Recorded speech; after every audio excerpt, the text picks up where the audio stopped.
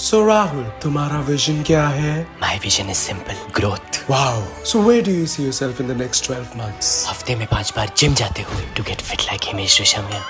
अपनी sleep cycle को American time zone से इंडियन टाइम जोन पर वापस लाते हुए गंजी चुड़ैल और अहम गोपी की रील्स की जगह रियल लाइफ मोमेंट्स एंजॉय करते हुए और सबसे इम्पोर्टेंट हर महीने कुछ पैसे सेव करके साल के एंड में दोस्तों के साथ गोवा ट्रिप लगाते हुए। Your vision is just like a wow.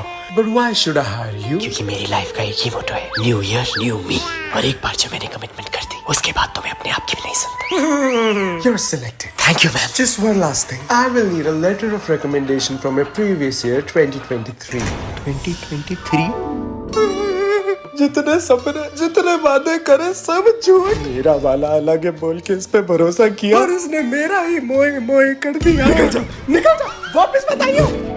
Sure ma'am, I will try to get one. Looking forward to growing with you.